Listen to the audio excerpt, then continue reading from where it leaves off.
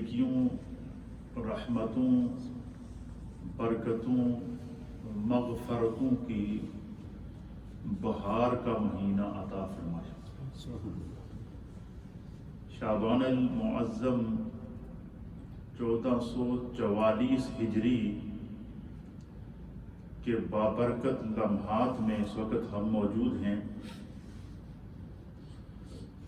یہ خداوند قدوس کا اتنا بڑا کرم ہے ہمارے اوپر کہ اللہ تعالیٰ یہ چاہتا ہے کہ میرے محبوب کے امتی 1444 ہجری کا یہ جو شعبان ہے، اس میں کھل کر اپنے گناہوں سب کی استغفار کریں، توبہ کریں، اپنے رب کی طرف رجوع کریں، اپنے گناہوں کی معافی مانگیں اور اللہ تعالیٰ ان کے تمام گناہوں کو معاف کر دے۔ یوں تو پورا سال ہم میں سے ہر ایک یہ کوشش کرتا ہے، استغفار کرتا ہے، توبہ کرتا ہے، رجوع اللہ کرتا ہے کہ اللہ رب العالمین ہماری بخشش اور مغفرت فرمائے، اور پورا سال ہماری یہ آس رہتی ہے کہ شاید کوئی سجدہ قبول ہو جائے، شاید کوئی قیام قبول ہو جائے، شاید کوئی ادا اللہ کو پسند آ جائے، شاید کوئی رب کریم اپنی بارگاہ سے قرب کی دولت عطا فرما دے۔ یہ انسان آس لگائے رہتا ہے، لیکن سال کے پورے سال کے 12 مہینوں میں سے یہ شعبان المعظم کا وہ واحد مہینہ ہے جس میں اللہ رب العالمین کی رحمت بندے کو آوازیں دیتی ہے، اللہ کی مغفرت بندے کو آوازیں دیتی ہے، رب کی عطائیں بندے کو آوازیں دیتی ہے۔ اور سب سے بڑی اس مہینے کی جو خاصیت ہے وہ یہ ہے کہ اللہ کے حبیب علیہ السلام نے فرمایا الشعبان شہری و رمضان شہر اللہ۔ حضور نے فرمایا کہ یہ جڑا شعبان دا مہینہ تمہیں ملیا ہے، سرکار نے فرمایا یہ میرا مہینہ ہے، اے دے بعد جڑا خدا تمہیں رمضان دا مہینہ دے گا وہ اللہ دا مہینہ ہے۔ سبحان اللہ۔ یعنی ان دو مہینوں، یہ جو 2 مہینے ہمارے درمیان، ابھی شعبان کا مہینہ اور اس کے بعد آنے والا رمضان کا مہینہ، ان دونوں مہینوں کی میرے مصطفیٰ کریم نے تقسیم فرمایا۔ سبحان اللہ۔ اب آپ کمال دیکھیے، اب جب مصطفیٰ کریم نے فرما دیا کہ شعبان و شہری، یہ شعبان میرا مہینہ ہے، اب اللہ تعالیٰ نے اپنے محبوب کی اس بات کا کیسے بھرم رکھا کہ رب کریم نے اس مہینے کو انسان کی زندگی کے حساب و کتاب کا مہینہ قرار دے دیا۔ قرآن حکیم فرقان مجید کے اندر اللہ رب العالمین فرماتا ہے کہ اس بابرکت مہینے کے اندر ایک ایسی رات ہے کہ فیہا یفرق کل امر حکیم، کہ اس رات کو ہر حکمت والا کام بانٹ دیا جاتا ہے، چاہے وہ رزق کی صورت میں ہو، چاہے وہ انسان کی زندگی کی صورت میں ہو، چاہے اس کی زندگی میں رونما ہونے والے واقعات، حادثات اور معاملات اور وہ انعامات اور اکرامات کی صورت کے اندر ہو، یہ خدا کی طرف سے، یعنی یوں سمجھ لیجئے کہ جس طریقے سے ہماری جتنی بھی پورے ورلڈ، یہ جو اس وقت ورلڈ ہے، یہ تقریباً 203 کنٹری کے اندر ڈیوائیڈ ہے۔ ورلڈ کی کتنی کنٹری ہے اس وقت جو آن دا جو ہسٹری ہیں اس وقت، وہ 203، یا اس سے ممکن ہے کہ وہ ایک آدھ ملک بڑھ گیا ہو یا 2 ملک بڑھ گئے ہوں، لیکن 203 کنٹری یا 200 سے اوپر کنٹری کہہ دیں، 200 سے اوپر کنٹری کے اندر اس وقت یہ ورلڈ کیا ہے، ڈیوائیڈ ہے، اور ہر ملک کا اپنا قانون ہے، ہر ملک کا اپنا کانسٹیٹیوشن ہے، ہر ملک کا اپنا جو ہے وہ طریقہ کار ہے، اور پورے ورلڈ کے اندر جتنی بھی کنٹریز موجود ہیں، یہ جب جون کا مہینہ آتا ہے تو جون کے مہینے کے اندر اپنے ملک کا پورے سال کا بجٹ پیش کرتی ہیں۔ کیا کرتی ہیں؟ بجٹ پیش کرتی ہیں کہ ہمارا جو ڈیفنس کا جو ملک ہمارا، جو فوج ہمارے جو ملک کو چلا رہی ہے اس کے اخراجات کتنے ہیں وہ الگ کیے جائیں گے، ہماری جو ہے وہ عدلیہ جو جوڈیشری ہے اس کے اخراجات کتنے ہیں وہ الگ کیے جاتے ہیں، ہمارے ملک کے اندر جتنا بھی سرکاری سطح پر تنخواہ دار طبقہ ہے،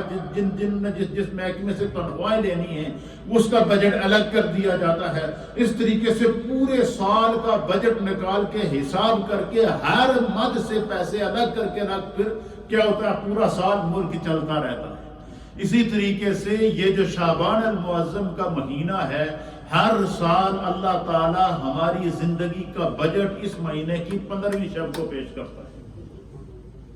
یہی وجہ ہے کہ اللہ کے حبیب علیہ الصلوۃ والسلام نے سال کے 12 مہینوں میں سے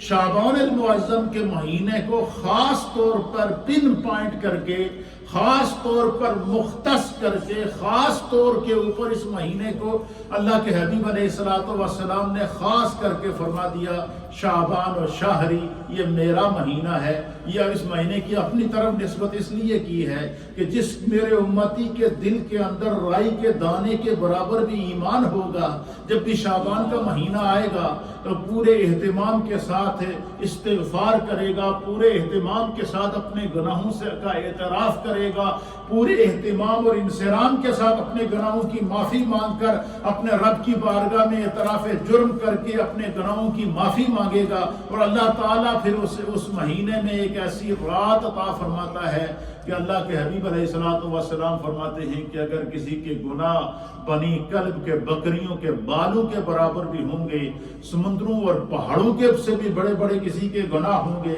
اگر وہ سچے دل سے توبہ کرے گا اور اس کے دل میں ایمان کا نور موجود ہے تو فرمایا رب کی رحمت اتنی وسیع ہے کہ اللہ اس کو معاف کر دے گا۔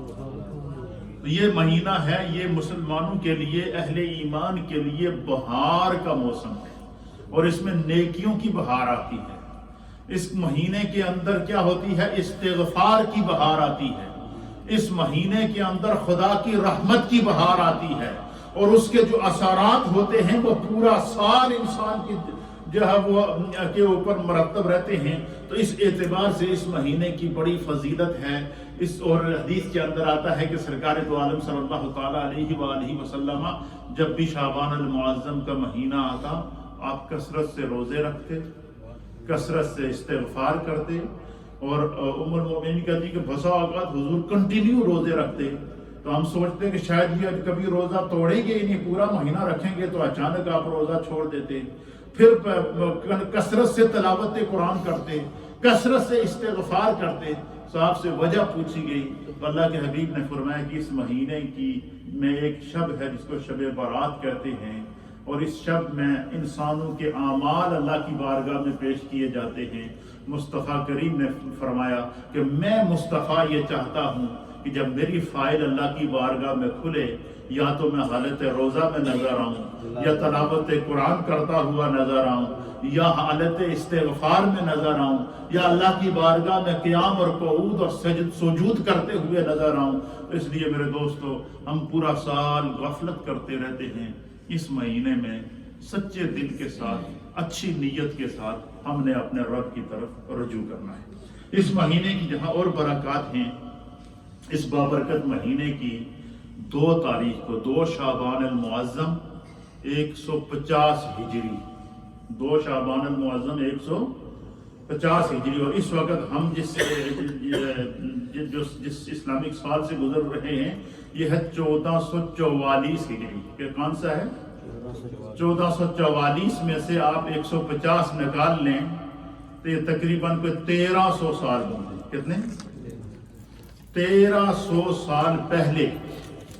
آج سے 1300 سال پہلے یہ صحابہ اکرام کا دور ہے۔ 1300 سال پہلے سن 80 ہجری کو، سن رجب المرجب سن 80 ہجری کو اللہ تعالیٰ نے اس کائنات کو کائنات کا امام عطا فرمایا، اور اس امام کو امام الائمہ سراج الامہ حضرت سیدنا نعمان بن ثابت المعروف امام اعظم ابو حنیفہ رضی اللہ تعالیٰ عنہ۔ یہ جو ہم 5 وقت کی نماز ادا کرتے ہیں، ہاتھوں کو اٹھاتے ہیں، پھر ہاتھوں کو باندھتے ہیں، پھر نماز ادا کرتے ہیں، امام کے پیچھے نماز ادا کرتے ہیں تو قرات میں خاموش رہتے ہیں، اور انڈیویجول نماز ادا کرتے ہیں تو پوری قرات کو ادا کرتے ہیں، اور نماز کے پڑھنے کا طریقہ کیا ہے، رکوع کیسے کرنا ہے، قیام کیسے کرنا ہے، سجدہ کیسے کرنا ہے، اور ہماری عبادات کس طرح ہونی چاہیے، زندگی کے معاملات ہمیں کس طرح ڈیل کرنے چاہیے، یہ سارا علم اللہ تعالیٰ نے حضرت سیدنا امام اعظم ابو حنیفہ کو عطا فرمایا۔ اور امام اعظم ابو حنیفہ رضی اللہ تعالیٰ عنہ کا جو یوم وصال ہے یہ 2 شعبان المعظم سن 150 ہجری ہے، تو آپ کو پتہ ہے کہ ہم محبت والے لوگ ہیں اور اللہ نے ہمیں محبت کا جذبہ دیا ہے، تو ہمارے سال کے دوران جن جن بزرگوں کے، صحابہ اکرام کے، انبیاء اکرام کے، اولیاء کاملین کے جب بھی ایام آتے ہیں تو ہم ان کو یاد اس لیے کرتے ہیں کہ ہمارے اکابرین کی جو ہسٹری ہے، جو ان کا ہسٹوریکل بیک گراؤنڈ ہے، جن لوگوں کی محنتوں کی وجہ سے آج ہم اپنے آپ کو مسلمان کہہ رہے ہیں، جن لوگوں کی تحقیق اور جن لوگوں کی محنت شاقہ کی وجہ سے، جنہوں نے دین کو آسان پیرائی میں کر کے امت کی رہنمائی کی ہے، ان کو ہم ضرور خراج تحسین پیش کریں۔ اب آپ اندازہ لگائیں کہ کوئی امام اعظم ابو حنیفہ رضی اللہ تعالیٰ عنہ کے لیے دعا کرنے والا ہو یا نہ ہو، کوئی دعا کرنے والا ہو یا نہ ہو، لیکن انہوں نے اپنی زندگی جو گزاری ہے وہ کس طرح گزاری ہے کہ آج سے 1300 سال پہلے کا عرصہ ہے، کتنا؟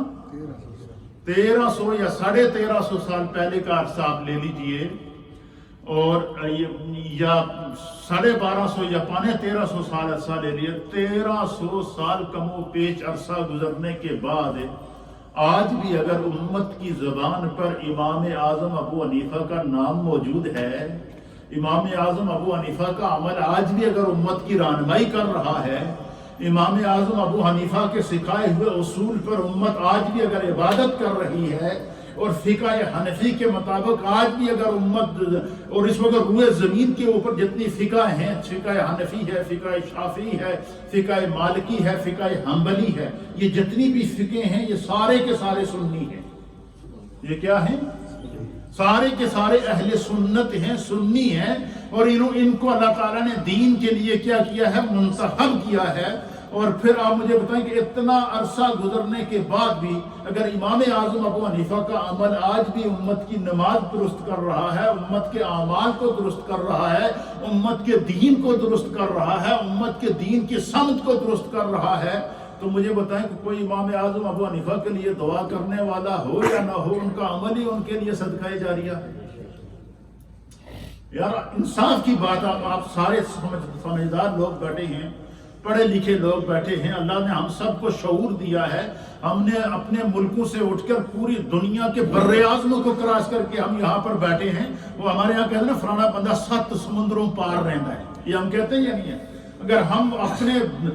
سنٹرل ایشیا سے اٹھ کر مغرب کے اندر اگر ہم نے سفر کر کے یہاں پہنچے ہیں، تو یہاں اگر ہم پہنچے ہیں تو یہاں بھی آگے امام اعظم ابو حنیفہ کی تعلیمات ہماری رہنمائی کر رہی ہیں۔ امریکہ میں جائیں تو امام اعظم ابو حنیفہ کی تعلیمات ہماری رہنمائی کر رہی ہیں، کینیڈا میں جائیں تو امام اعظم ابو حنیفہ کی تعلیمات ہماری رہنمائی کر رہی ہے، آل دا ورلڈ آپ چلے جائیں اور امام اعظم ابو حنیفہ کی تعلیمات اگر ہماری رہنمائی کرتی ہوئے نظر آ رہی ہیں تو اس سے آپ اندازہ لگا لیں کہ امام اعظم ابو حنیفہ کی زندگی خدا کو کتنی پسند تھی کہ وہ دنیا سے تو چلے گئے، لیکن 1300 سال کا عرصہ گزرنے کے بعد اور آج بھی امام اعظم کا عمل ان کے لیے صدقہ جاریہ بنا ہوا ہے۔ اسی لیے اللہ تعالیٰ نے قرآن حکیم فرقان مجید میں جب انسانیت کو برتری دکھائی، جب اللہ تعالیٰ نے حضرت آدم علیہ السلام کو پیدا کیا نا،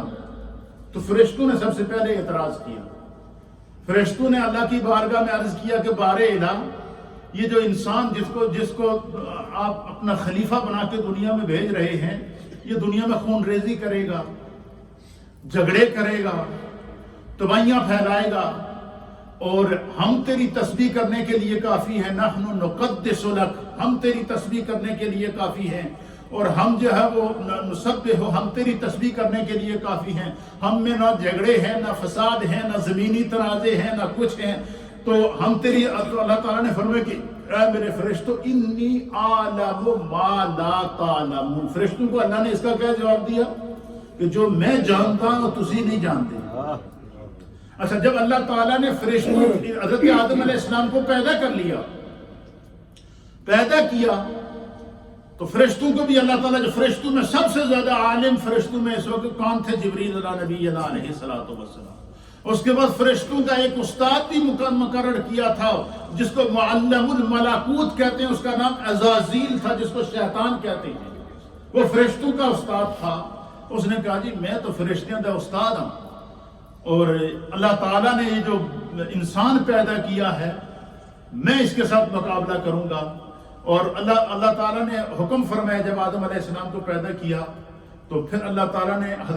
وہ ایک الگ بات، اس کی طرف میں نہیں جاتا ہوں لیکن میں جو بات آپ کو بتانا چاہتا ہوں، اللہ تعالیٰ نے جب فرشتوں کے اوپر انسان کی برتری کو ظاہر کیا حضرت آدم علیہ السلام کی، تو اللہ خود قرآن میں فرماتا ہے کہ میں نے آدم کو برتری پتہ ہے کیسے عطا فرمائی؟ قرآن پاک میں سورہ بقرہ کے اندر ہے وَعَلَّمَ آدَمَ الْأَسْمَاءَ كُلَّهَا،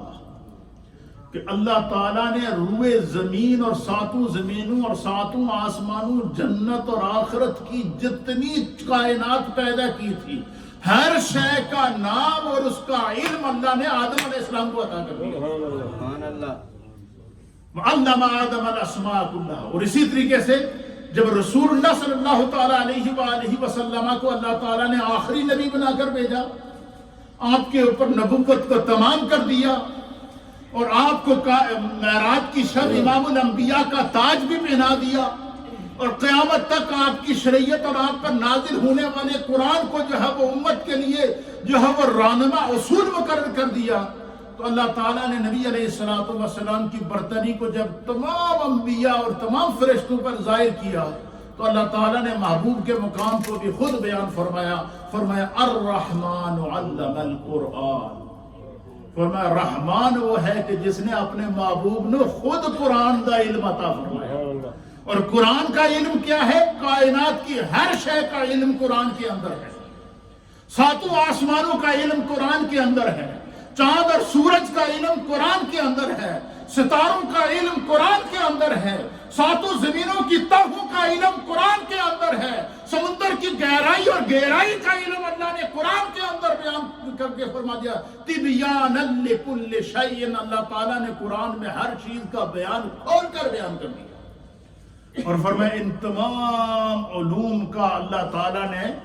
مالک و مختار، اور ان تمام علوم کا کائنات میں سب سے بڑا عالم اللہ نے کس کو بنایا؟ ہمارے پیارے مصطفیٰ کریم۔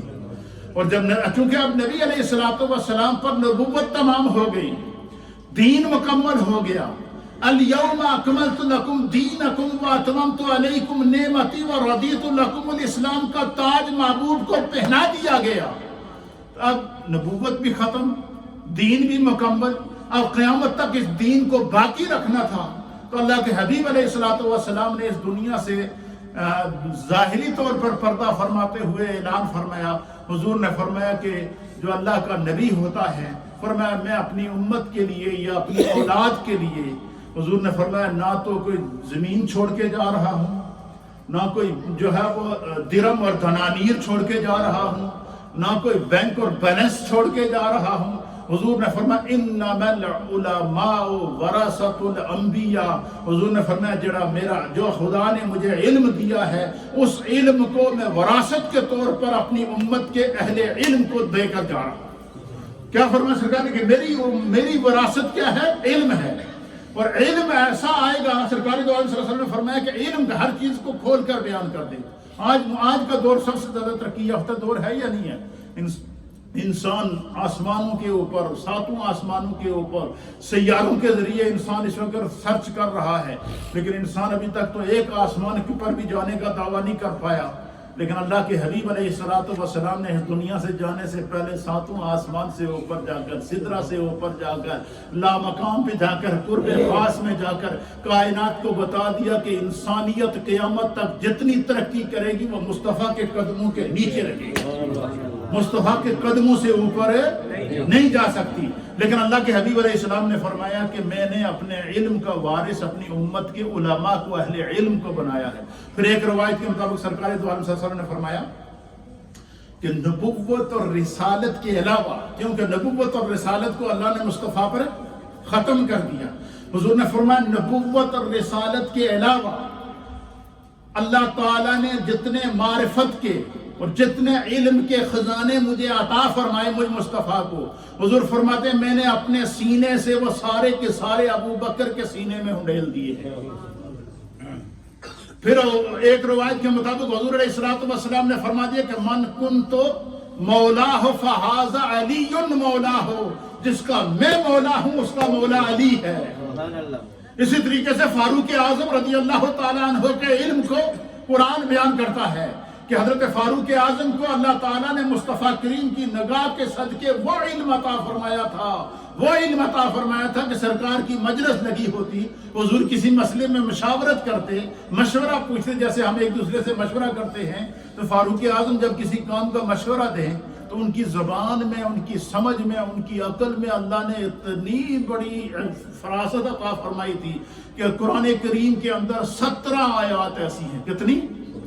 17 آیات ایسی ہیں کہ فاروق اعظم نے سرکار دو عالم صلی اللہ علیہ وسلم کو کسی کام کا مشورہ دیا ہو، یا رسول اللہ ایک کام اس طرح ہونا چاہیے ہے، تو اللہ تعالیٰ نے فاروق اعظم کے الفاظ کو وحی کا جامہ پہنا کر جبریل کے ذریعے قرآن بنا کر نازل کیا۔ 17 مقامات قرآن میں ایسے ہیں کہ فاروق اعظم نے کوئی رائے دی ہو، کوئی مشورہ دیا ہو، تو اللہ نے اسے وحی کی صورت میں دوبارہ نازل کیا۔ یہ نبی پاک صلی اللہ علیہ وسلم کی امت کے صاحب علم کی وراثت ہے۔ حضور علیہ السلام کے سینے سے جو علم ہے وہ کم و بیش 1.25 لاکھ صحابہ کو منتقل ہوا، پھر صحابہ اکرام سے یہ علم تابعین کو منتقل ہوا، تابعین سے یہ علم تبع تابعین کو منتقل ہوا، تبع تابعین سے ائمہ مجتہدین، اور پھر ان سے جو ہے وہ علماء امت کا منتقل ہوا، اور قیامت تک یہ سلسلہ جاری رہے گا۔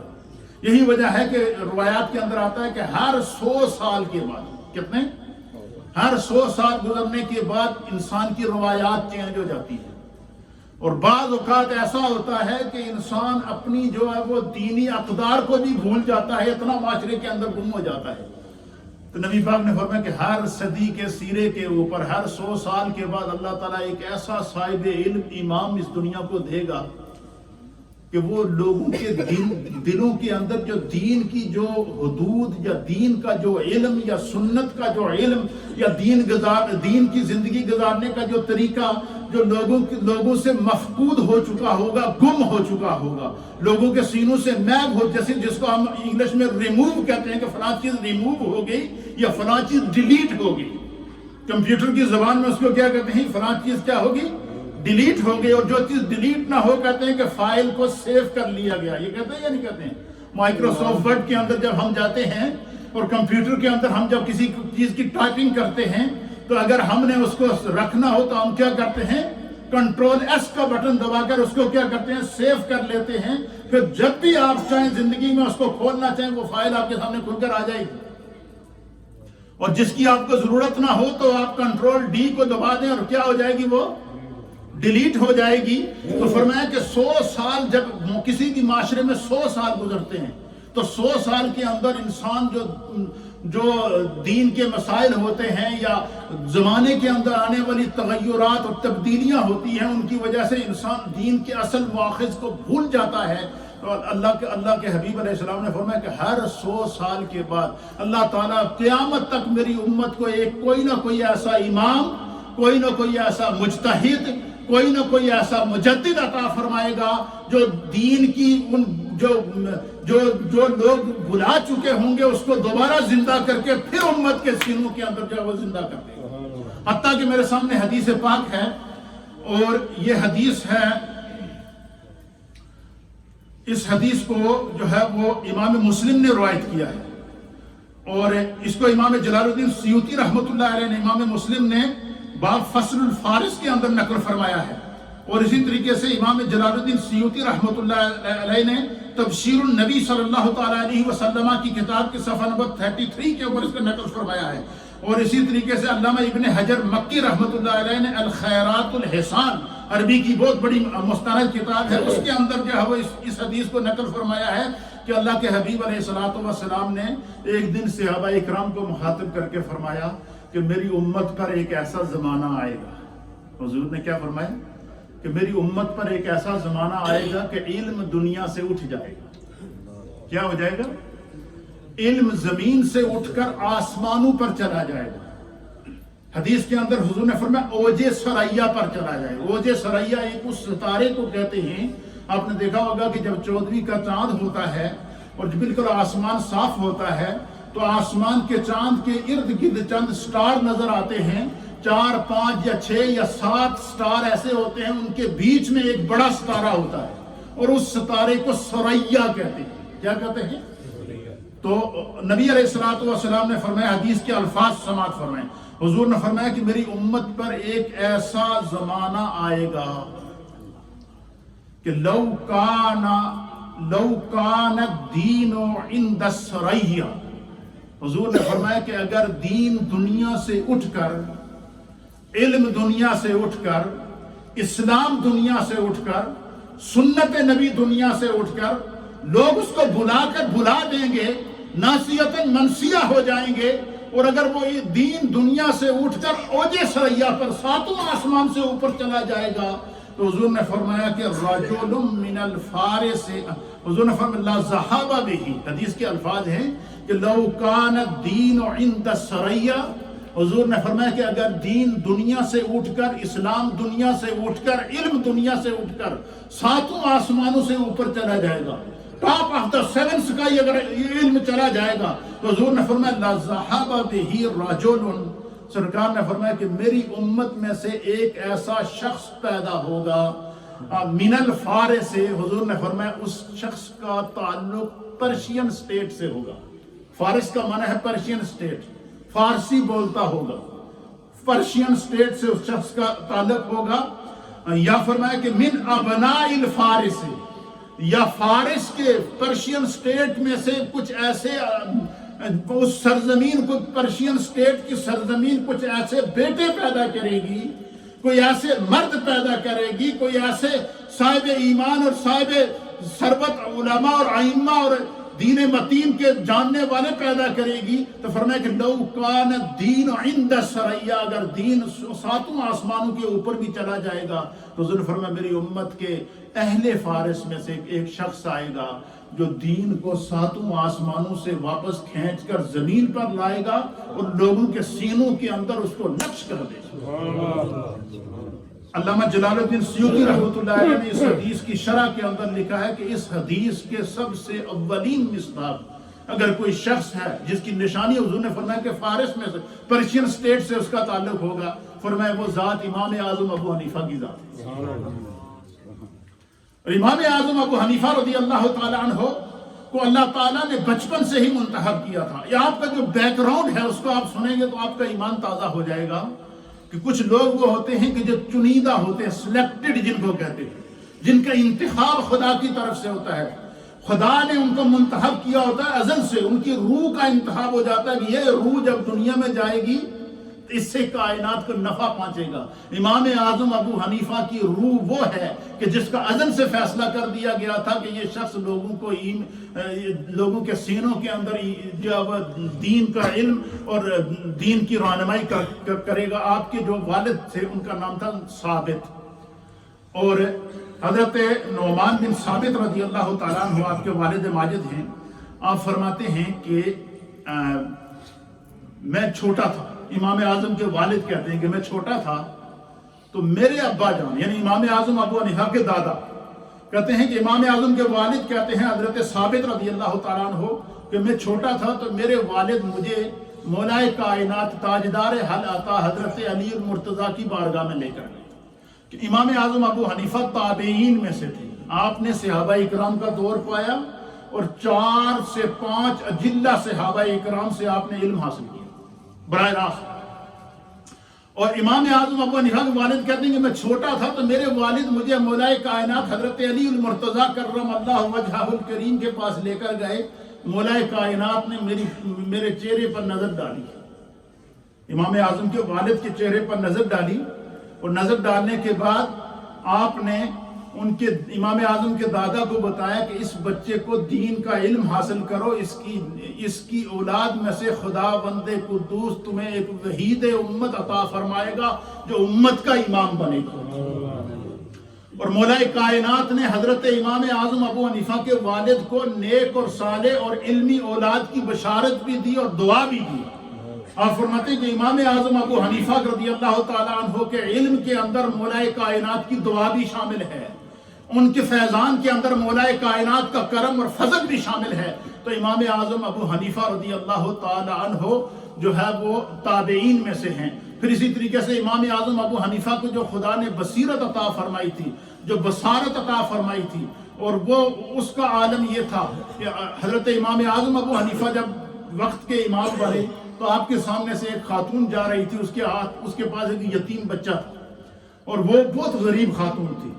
تو وہ امام اعظم کے پاس سے گزری، اس بچے کو مزدوری کے لیے چھوڑنے کے لیے جا رہی تھی، تو امام اعظم ابو حنیفہ نے اس بچے پر نظر ڈالی نا، تو آپ رک گئے، تو آپ نے اس خاتون کو آواز دی کہ فرمایا کہ مائی اس بچے کو دین کی تعلیم دو۔ آپ نے فرمایا کہ اس کی پیشانی کے اندر میں دیکھ رہا ہوں کہ یہ وقت کا امام بنے گا۔ تو اس کی والدہ نے امام اعظم ابو حنیفہ پہ طنز کیا، اس نے کہا یتیم بچہ ہے، گھر پہ کھانے کے لیے کچھ نہیں ہے، میں اس کو مزدوری کے لیے لے جا رہی ہوں، تو میں اس کا خرچہ کہاں سے برداشت کروں گی؟ تو آپ نے ان کو قریب بلایا، قریب بلانے کے بعد اس بچے کے سر پہ ہاتھ رکھ کے تو آپ نے اس مائی کو کہا کہ یہ بتاؤ کہ یہ بچہ کتنا پیسے کما لیتا ہے مہینے کے؟ تو انہوں نے کہا جی یہ اتنے پیسے کما لیتا ہے۔ تو آپ نے فرمایا کہ اس سے دگنے ہر مہینے میں تمہارے گھر بھیج دیا کروں گا، اس بچے کو میرے حوالے کر، میں اس کو دین پڑھاؤں گا۔ آپ نے اس بچے کا حوالہ کر دیا، جب تک وہ بچہ دین پڑھتا پھر وقت کا امام بنا، اور اس بچے کو آج زمانہ امام ابو یوسف کے نام سے یاد کرتا۔ تو امام اعظم ابو حنیفہ نے جب اس بچے کو دیکھا نا تو آپ نے فرمایا کہ اس کی پیشانی کے اندر